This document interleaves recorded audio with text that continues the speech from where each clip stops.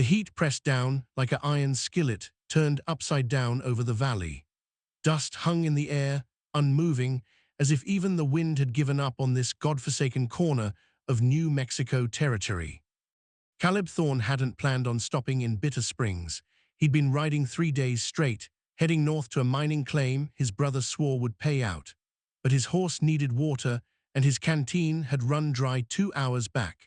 So when the crooked wooden sign appeared, Bitter Springs, 1 mile, he turned his mare toward whatever passed for civilization out here.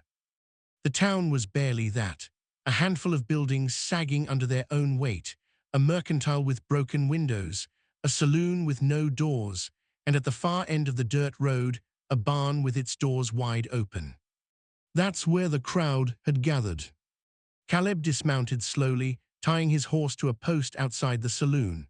He could hear voices drifting from the barn, low murmurs, a few scattered laughs, the kind of sound that made his jaw tighten without knowing why yet.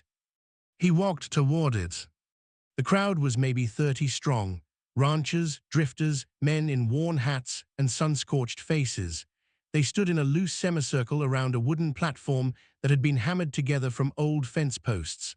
On the platform stood a man in a black coat, sweat stains blooming under his arms, an auctioneer. And beside him, on her knees, was a young woman. Caleb stopped walking. Her wrists were bound behind her back with frayed rope. Her ankles were tied together, forcing her to kneel in an awkward, painful angle. A burlap sack had been pulled over her head, the coarse fabric rising and falling rapidly with her breath. She was shaking. "I can't breathe," she cried, her voice muffled and desperate beneath the cloth. "Please, I can't breathe." The auctioneer ignored her. He grinned at the crowd, teeth yellow as old bone. "Gentlemen, gentlemen," he called out, raising his hands like a preacher at a revival. "Next item, young, strong, good hands for work, been checked over, no diseases, no bad blood. Starting bid, $20. Caleb felt something cold slide down his spine. He'd heard stories, even 4 years after the war ended, even after Lincoln signed the papers and the Union declared victory, there were still places like this. Hidden auctions, backdoor trades, men who didn't care what the law said in Washington because out here, the law was whoever held the biggest gun or the fattest wallet. "I can't breathe," the woman said again, louder this time, her voice cracking. "Please, someone." "Shut her up," someone muttered from the crowd. The auctioneer chuckled. He reached down and tugged the sack tighter around her neck. She gasped, her body jerking forward, and a few men in the crowd laughed. Caleb's hands curled into fists. $20, the auctioneer repeated. "Do I hear 20? A man near the front raised his hand. 20. 25, someone else called. 30. The woman's breathing grew faster, more frantic. The burlap sack clung to her face with each desperate inhale, outlining her nose, her open mouth. She twisted her shoulders, trying to pull her hands free, but the ropes held tight. "I can't, please, I can't." Caleb stepped forward. He didn't think about it, didn't plan it. His boots just moved, carrying him through the crowd until he was standing at the edge of the platform, close enough to see the dirt on the woman's knees, the raw red marks where the rope cut into her wrists. $50, Caleb said. The auctioneer's grin widened. "Now that's more like it. $50 from the gentleman in the back. Do I hear 60? Silence. The crowd shifted. A few men glanced at Caleb, sizing him up. He wasn't tall, but he was broad-shouldered, and his coat hung open just enough to show the revolver on his hip. Nobody raised their hand. "Sold," the auctioneer barked, slapping his palm against the wooden post. $50 to the man with the good sense. Caleb pulled a small leather pouch from his coat and counted out the coins. His hands were steady, but his heart was pounding so hard he could feel it in his throat. He handed the money to the auctioneer, who bit one of the coins to test it, then nodded. "She's all yours, friend. Enjoy." The auctioneer stepped off the platform and disappeared into the crowd, already calling for the next item. The men began to disperse, muttering to each other, casting occasional glances back at Caleb and the woman still kneeling on the platform. Caleb climbed up beside her. She flinched when his boots hit the wood, her whole body going rigid. "I'm not going to hurt you," Caleb said quietly. She didn't respond, just kept breathing in short, shallow gasps beneath the sack. He knelt down and reached for the cloth. "Don't," she whispered, "don't look." But his fingers were already pulling the burlap away. And when he saw her face, his blood ran cold. It wasn't because she was bruised, though there was a dark purple mark along her jaw. It wasn't because she was crying, though tears streaked through the dust on her cheeks. It was because he knew her. The scar, a thin white line that ran from her left eyebrow down to her cheekbone, interrupting the curve of her face like a map drawn in old pain. He had seen that scar before. He had made that scar. 8 years ago, a different town, a different life. Her name was Anna Farrow. And the last time Caleb Thorne had seen her, she'd been 12 years old, standing in the doorway of a burning house, screaming for her mother. Caleb's hands froze on the edge of the burlap sack. Anna stared at him, her eyes red-rimmed and wild, her chest still heaving from the panic of suffocation. For a long moment, neither of them moved. The noise of the auction continued behind them, another voice calling bids, another person being sold like livestock, but it felt distant, like something happening in another world.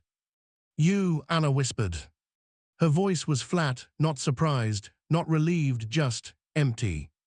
Caleb swallowed hard and forced himself to finish pulling the sack off her head. Her dark hair was matted with sweat, sticking to her forehead and neck. She didn't look away from him, didn't blink. "I'm going to untie you," Caleb said quietly. "Are you?" It wasn't a question, it was an accusation. He reached for the ropes around her wrists, but she jerked away, nearly losing her balance on the platform. "Don't touch me." "Anna." "Don't say my name," her voice cracked, but there was steel underneath it. "You don't get to say my name." Caleb sat back on his heels, hands raised, palms open. Around them, a few men were still watching, curious about the delay. He kept his voice low. "I'm going to cut the ropes. Then we're going to walk out of here. You don't have to say a word to me. You don't have to look at me, but we're leaving." "Why?" "Because you can't stay here." "I mean, why did you buy me?" Her eyes burned into his. "You could have walked away. You've done it before." The words hit like a fist to the gut. Caleb didn't answer. He pulled a knife from his boot and reached for her wrists again. This time she didn't pull away. She just stared at him, her jaw clenched, while he sawed through the rope. When her hands came free, she brought them forward slowly, rubbing at the raw skin where the bindings had cut deep. He moved to her ankles next. "Cut those ropes too." She stood up the moment she was free, swaying slightly, and stepped off the platform without waiting for him. Caleb followed. They walked through the crowd in silence. A few men whistled. One called out, "Lucky bastard." Another said something Caleb didn't catch, but it made the others laugh. He ignored them. Anna walked stiffly, her shoulders pulled back, her chin up, like she was daring anyone to say something directly to her face. Nobody did. They reached his horse. Caleb untied the reins and turned to offer her a hand up, but she was already climbing into the saddle on her own, gripping the pommel with white-knuckled hands. He swung up behind her, careful not to touch her more than necessary, and nudged the mare into a walk. They rode out of Bitter Springs without looking back. The sun was lower now, casting long shadows across the scrub and rock. Caleb kept the horse at an easy pace, heading west toward a line of hills he knew had water. Anna sat rigid in front of him, her spine straight as a fence post, her breathing still uneven. After a mile, he spoke. "There's a creek about an hour from here. We can stop there, get you some water, some food." Anna said nothing. Another half-mile passed. "I didn't know you were going to be there," Caleb tried again. "I didn't know." "You didn't know." Anna's voice was quiet, but it cut through the air like a blade. "You didn't know a lot of things, did you?" Caleb's jaw tightened. "Anna, I told you not to say my name." I'm trying to. To what? She twisted in the saddle, turning to look at him for the first time since they'd left the town. Her face was pale, her eyes blazing. To apologize? To explain? You think that's going to fix anything? No. Then why? Because I owe you. Anna laughed, sharp and bitter. You owe me, that's rich. I know what I did. You know nothing. Her voice rose, cracking again, and she turned back around, gripping the saddle horn so hard her knuckles went white. You don't know what it was like. You weren't there. You didn't see what happened after you left. Caleb closed his eyes briefly. I saw enough. No, you didn't. Silence settled over them again, heavier this time. The horse's hooves crunched against the dry earth. Somewhere in the distance, a hawk cried out. Finally, Caleb spoke again. His voice was rough, low. I was 17. My father told me we were riding out to deliver a message. That's all I thought it was, a message. When we got to your farm, he started talking to your pa about debts, about land, about how the union needed resources and your family wasn't contraband. Enough. Anna didn't respond. I didn't know what he was planning, Caleb continued. Not until the soldiers showed up. Not until they started loading everything into wagons. Your pa tried to stop them. My father gave the order. And you stood there, Anna said softly. Yes. You stood there while they burned our house, while they shot my father in front of us, while my mother tried to drag me and my brother out through the smoke. Yes. And then you rode away. Caleb's throat felt like it was closing. Yes. Anna turned to look at him again. Her eyes were wet now, but no tears fell. I watched you leave, she said. I was standing in the yard, holding my brother, watching everything we had turned to ash, and I saw you ride off with your father like nothing had happened, like we were nothing. I'm sorry. Sorry, she shook her head slowly. Sorry doesn't bring them back. I know. Sorry doesn't give me the 8 years I spent trying to survive after that. Doesn't erase the things I had to do, the places I had to go, the men who, her voice broke, and she stopped, biting down on the words before they could escape.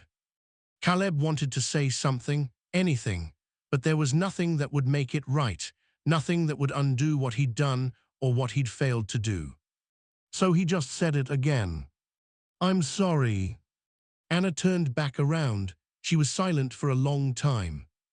Then, quietly, your father took everything from me, and you let him. I know. So why should I trust you now? You shouldn't. That seemed to surprise her. She glanced back at him, eyes narrowed. Then what the hell are we doing? Caleb met her gaze. I'm trying to do one thing right. Anna stared at him. Then she turned away again, her shoulders sagging slightly. One thing, she murmured. After everything, one thing. She didn't say anything else. But she didn't jump off the horse either. They reached the creek just as the sun touched the horizon, painting the sky in shades of burnt orange and deep purple. The water was shallow but clear, pooling in the shade of a cluster of cottonwood trees. Caleb dismounted first, then offered Anna his hand. She ignored it and slid down on her own, landing lightly on the rocky bank. She walked straight to the water and knelt, cupping her hands and drinking deeply. Caleb watched her for a moment, then turned to tend the horse. He unsaddled the mare, checked her hooves, and let her drink downstream from where Anna was crouched. When he looked up again, Anna was sitting on a flat rock near the edge of the creek, her arms wrapped around her knees. She stared into the water like she was searching for something beneath the surface. Caleb pulled a canteen and a small bundle of dried meat from his saddlebag and walked over to her. He set them down on the rock beside her without a word. I'm not hungry, Anna said. You should eat anyway. I said I'm not hungry. Caleb didn't push. He sat down a few feet away, leaning back against a tree trunk, and pulled his hat low over his eyes. The evening air was cooler now, carrying the faint scent of sage and dust. For a while, there was only the sound of the creek and the horse shifting her weight nearby. Then Anna spoke. How did he die? Caleb lifted the brim of his hat and looked at her. Who? Your father. He was quiet for a moment. Fever, 2 years after your farm. He got sick on a cattle drive and never recovered. Anna nodded slowly. Good. Caleb didn't argue. She picked up the canteen and took a long drink, then set it back down. And you, what have you been doing for 8 years? Drifting mostly, worked ranches, drove cattle, stayed away from home. Why? Because I couldn't stand to be there. Couldn't stand to look at the land my father took from people like you. Anna turned to look at him. Her expression was unreadable. You could have sold it, given it back. I tried, nobody wanted it. The war made a mess of everything. Deeds, claims, ownership, it's all tangled up in lies and blood now. So you ran? Yes. She turned back to the water. At least you had somewhere to run. Caleb didn't have an answer for that. The sound came just as the last light faded from the sky. Hoofbeats. Caleb was on his feet instantly, his hand moving to the revolver at his hip. Anna stood too, her body tense, eyes scanning the darkening landscape. How many? She whispered. 3, maybe 4. The riders appeared a moment later, silhouettes against the twilight. They rode in a loose line, slow and deliberate, like men who knew exactly where they were going. When they were close enough, Caleb could see their faces in the dim light. The man in front was tall and broad-shouldered, with a thick beard and a sheriff's star pinned to his vest. Behind him were 3 others, hired guns by the look of them, hard men with cold eyes and rifles across their saddles. The sheriff reined his horse to a stop about 20 feet away. He smiled, but it didn't reach his eyes. Evening, friend. Caleb didn't move. Sheriff. Name's Dalton, sheriff of Bitter Springs and the surrounding territory. He glanced at Anna, then back at Caleb. Heard you made a purchase this afternoon. That's right. Well, see, that's the thing. Dalton leaned forward in his saddle, resting his forearm on the pommel. There's been a complaint. Fella by the name of Jessup says you didn't pay fair price. Says there was some confusion about the transaction. Caleb's jaw tightened. I paid $50. The auctioneer took it. No confusion. Jessup says he bid 60. Says the auctioneer didn't hear him in time. That's a lie. Dalton shrugged. Maybe, maybe not. Either way, I'm here to sort it out. There's nothing to sort out. Well, I disagree. Dalton's smile faded. So here's what's going to happen. You're going to hand over the girl, and I'm going to take her back to Bitter Springs so we can straighten this whole mess out legal-like. Once we verify who paid what, we'll return her to the rightful owner. She's not property, Caleb said quietly. That's not for you to decide, friend. The war ended 4 years ago. Did it? Dalton tilted his head. Funny thing about the war, a lot of folks out here don't much care what the union says is legal. We got our own way of doing things. One of the men behind Dalton shifted in his saddle, his hand resting on the stock of his rifle. Caleb didn't move. I'm not giving her back. Dalton sighed, like he was disappointed but not surprised. That's a real shame. I was hoping we could handle this peaceable. He glanced at his men. Boys, go ahead and take her. The 3 riders dismounted. Caleb drew his revolver. The clearing went still. Dalton raised an eyebrow. You planning on shooting a lawman, friend? I'm planning on protecting someone who doesn't deserve to be dragged back to that hellhole you call a town. Big words for a man who's outnumbered 4-1. I've faced worse odds. Maybe, but what about her? Dalton nodded toward Anna. You really want to put her in the middle of a gunfight? Caleb didn't answer. Anna stepped forward. Stop, she said. Everyone turned to look at her. She stood between Caleb and the sheriff's men, her hands clenched at her sides, her voice steady despite the fear Caleb could see in her eyes. I'm not going back, she said. If you want me, you'll have to kill me first. Dalton laughed. Well, now that's dramatic, but I don't think you mean that, sweetheart. Try me. The sheriff studied her for a long moment. Then he shook his head.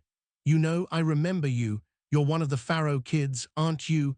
Your daddy tried to stand up to the Union requisition officers back in '64. Didn't end well for him. Anna's expression didn't change. No, it didn't. And now here you are, still causing trouble. Dalton sighed again. All right, friend, I'll make you a deal. You hand her over, and I won't arrest you for obstruction. You keep her, and I'll bring you back to Bitter Springs in chains. Your choice. Caleb raised his revolver, leveling it at Dalton's chest. I already made my choice. For a moment, nobody moved. Then Dalton nodded slowly. All right then. He turned his horse and rode back into the darkness, his men following close behind. But as they disappeared into the night, Caleb heard the sheriff's voice drift back on the wind. We'll be seeing you again, friend, real soon. The fire crackled softly, sending sparks spiraling up into the dark sky. Caleb sat on one side of it, his rifle resting across his knees. Anna sat on the other, wrapped in a wool blanket he'd pulled from his saddlebag. Neither of them had spoken since the sheriff left. The silence stretched, heavy and uncertain. Finally, Anna broke it. They'll come back. Caleb nodded. I know. And when they do, they won't come alone. Probably not.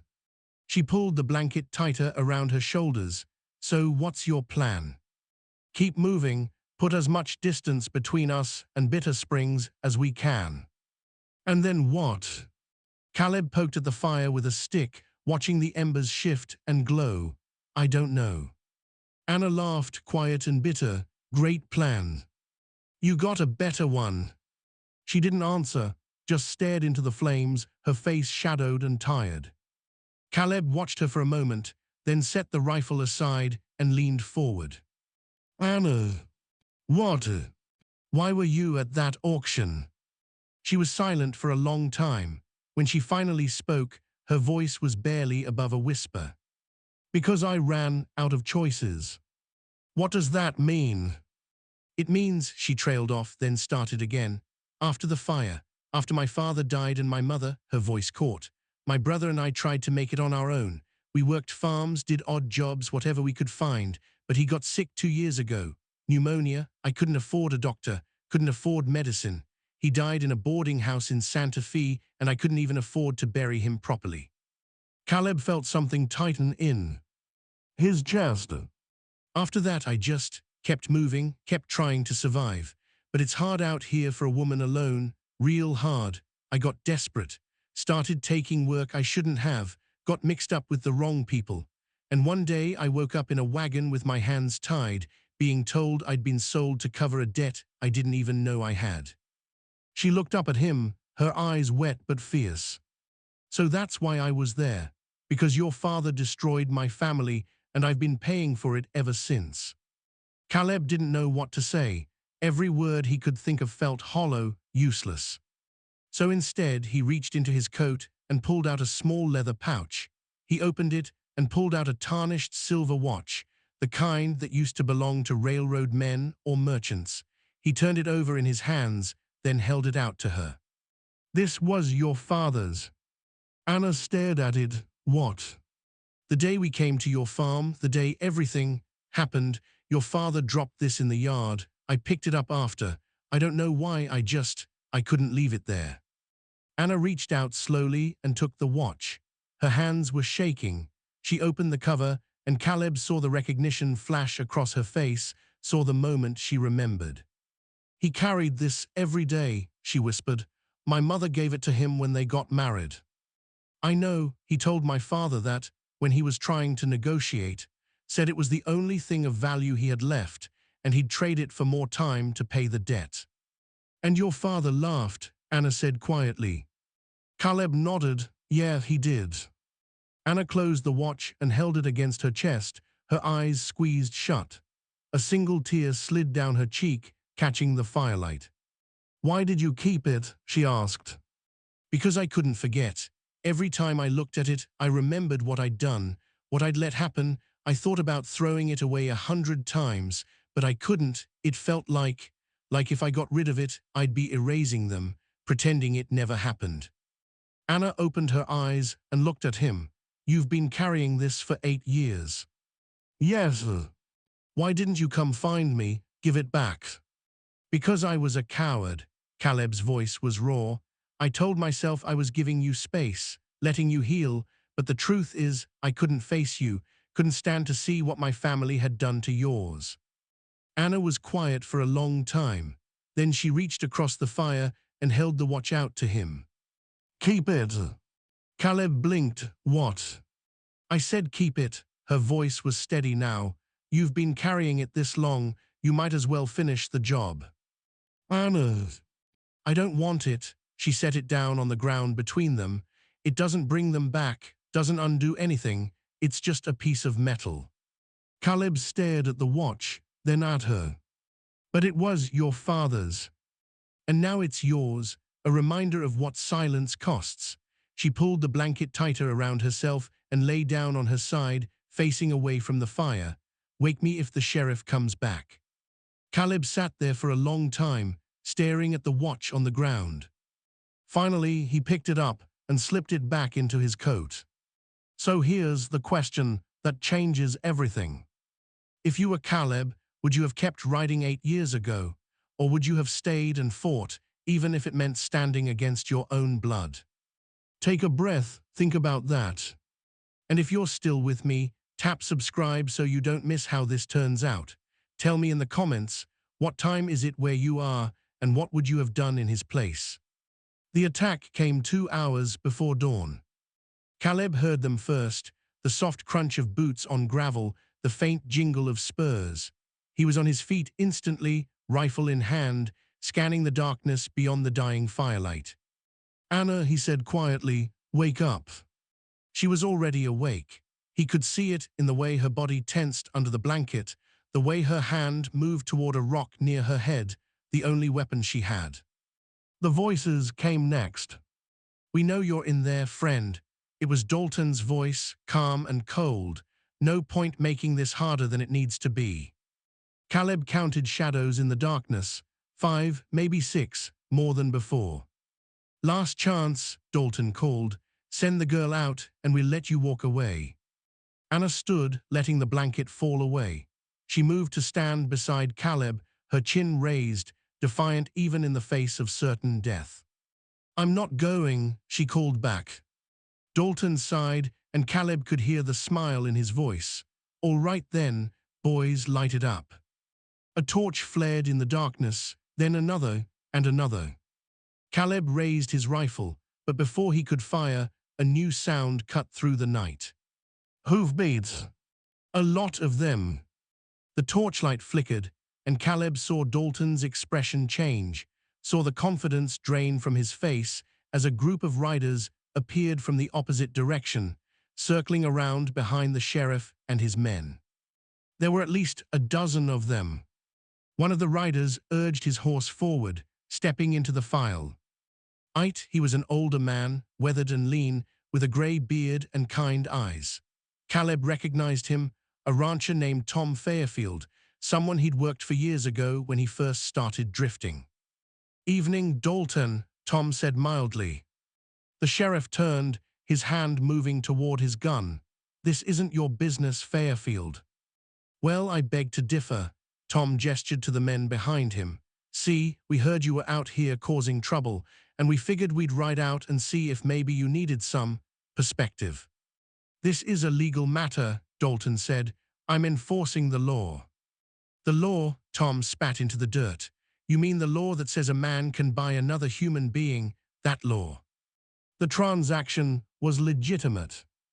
Was it? Another rider moved forward, a woman this time older, with silver hair braided down her back. Caleb didn't recognize her, because I heard different. I heard the auctioneer in Bitter Springs has been running illegal sales for the past 3 years. I heard he's been taking bribes from men like Jessup to rig bids, and I heard you've been turning a blind eye because you get a cut. Dalton's jaw tightened. That's slander. Is it? Tom leaned forward in his saddle. Then maybe we should ride into Santa Fe and ask the territorial governor about it. I'm sure he'd be real interested to hear how you've been conducting business out here. The sheriff said nothing. Tom looked past him toward Caleb and Anna. You two all right? Caleb nodded slowly. Yeah, we're all right. Good. Tom turned back to Dalton. Here's what's going to happen. You're going to take your boys and ride back to Bitter Springs, and you're going to shut down that auction house permanently. And if we hear about you or Jessup causing trouble again, we'll make sure the governor hears about it too. Understand? Dalton stared at him for a long moment. Then, slowly, he turned his horse. This isn't over, he said quietly. Yeah, it is, Tom replied. You just don't know it yet. The sheriff and his men rode off into the darkness, their torches fading into the distance like dying stars. Tom dismounted and walked over to the fire. The other riders stayed back, keeping a respectful distance. You always did have a knack for finding trouble, Caleb, Tom said with a faint smile. Caleb lowered his rifle. Didn't know you were still around these parts. I wasn't. Heard through the grapevine that someone had stood up to Dalton. Figured it might be worth riding out to see who was fool enough to do that. He glanced at Anna. You must be the young lady causing all this fuss. Anna nodded, still wary. Who are you? Tom Fairfield. I run a ranch about 40 miles north of here. Caleb worked for me a few years back. He tipped his hat. I'm sorry for what happened to you, miss, truly. Anna didn't respond. Tom turned back to Caleb. What are you planning to do now? Caleb glanced at Anna. I don't know yet. Well, if you need a place to lay low for a while, my ranch is open. I could use an extra hand, and I'm guessing the young lady could use a safe place to figure out her next move. Anna looked at Caleb. He looked back at her, waiting. Finally, she nodded. All right. 3 weeks later, Anna stood at the edge of Tom Fairfield's property, watching the sun set over the valley. The land was green here, fed by a river that cut through the hills like a silver ribbon. It was quiet, peaceful. She heard footsteps behind her and turned to see Caleb approaching, his hands shoved in his pockets. Tom says you're a hard worker, he said. Anna shrugged. I do what needs doing. He offered you a permanent job, room and board included. I know. You going to take it? Anna was quiet for a moment, then she reached into her pocket and pulled out the silver watch. She held it out to him. I changed my mind, she said. I want this back. Caleb took it, confused. Why? Because it's not a reminder of what you did wrong. It's a reminder of what my father was, who he was, and I don't want to forget that. She paused, but I also don't want to carry it alone. Caleb looked down at the watch, then back at her. What are you saying? I'm saying, Anna took a breath, I'm saying I don't forgive you, not yet, maybe not ever, but I'm willing to try if you are. Caleb felt something loosen in his chest, something he'd been holding tight for 8 years. I am, he said quietly. Anna nodded, then she turned back to watch the sunset. Caleb stood beside her, the watch heavy in his hand. Behind them, the ranch settled into evening. Horses whinnied in the corral. Somewhere, a dog barked, and for the first time in a long time, the silence between them didn't feel like a wound. It felt like the beginning of something else. Years later, people would talk about the night Sheriff Dalton tried to take a woman from a campfire and rode away empty-handed. They'd talk about Tom Fairfield and the ranchers who decided they'd had enough of corruption hiding behind a tin star.